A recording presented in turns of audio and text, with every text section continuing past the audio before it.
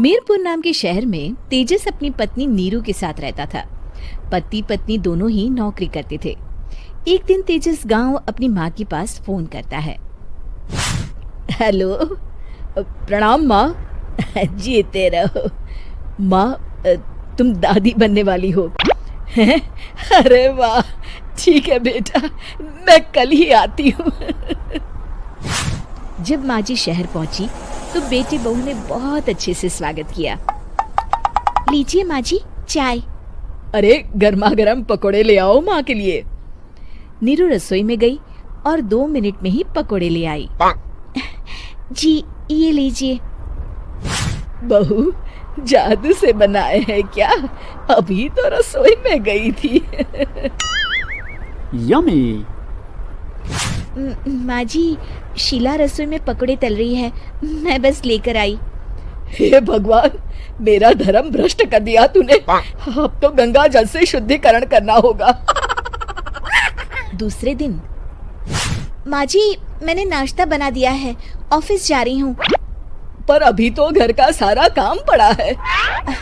शीला आती ही होगी, झाड़ू पोछा बर्तन कपड़े वो सब कर लेगी। हमारे जमाने में घर का सारा काम हम ही करते थे।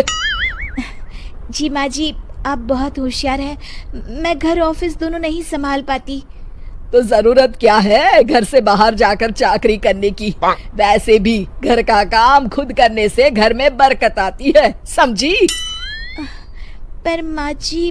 पर वर कुछ नहीं, इस महीने की पगार मिले फिर ऑफिस बंद। हाँ।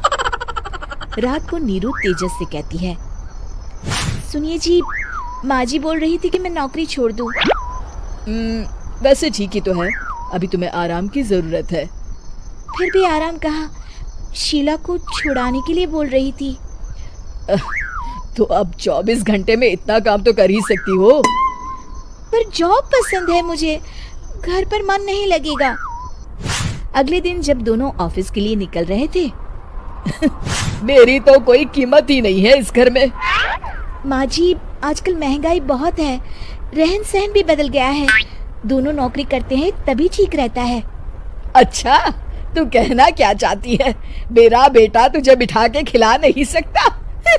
तू ही इस घर का खर्च चला रही है, हैं? नहीं माँ जी, मेरा वो मतलब नहीं था। मतलब खूब समझती हूँ, ये बाल धूप में सफेद नहीं किए मैंने। हाँ। अब तो ये रोज का काम हो गया था। तेजस भी रोज की झिकझिक से परेशान हो गया था। एक दिन उसने कहा, नीरू, वैसे भी तुम्हें मैटरनिटी लीव मिलने वाली है, तो अभी से ही छुट्टी ले लो। पर क्या, मेरी सैलरी अच्छी खासी है। आखिर नीरू ने रिजाइन कर दिया। जब बच्चा हुआ तो घर में सब बहुत खुश हुए। कुछ दिनों बाद तेजस फाइल देख रहा था। क्या हुआ तेजस, कुछ परेशान लग रहे हो?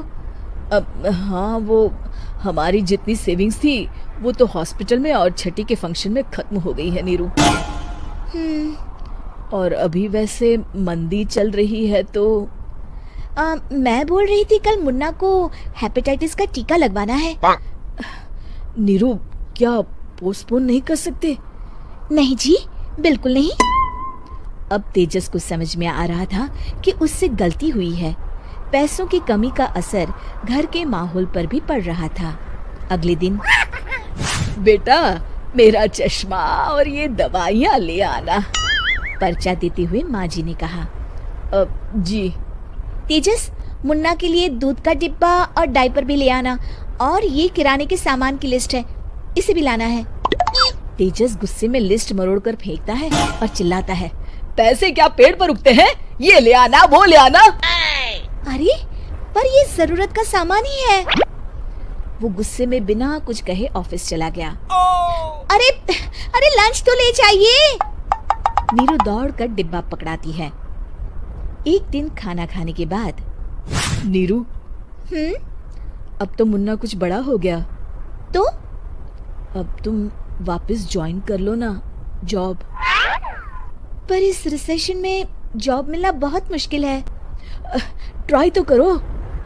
फिर मुन्ना? माँ जी है ना, और एक फुल टाइम मेड भी लगा लेंगे। पर माँ जी उन्हें तो पसंद नहीं।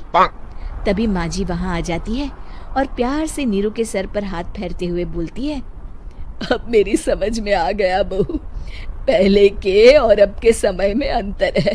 तुम काम शुरू करो, मुन्ना की जिम्मेदारी मेरी। मेरी प्यारी माँ जी।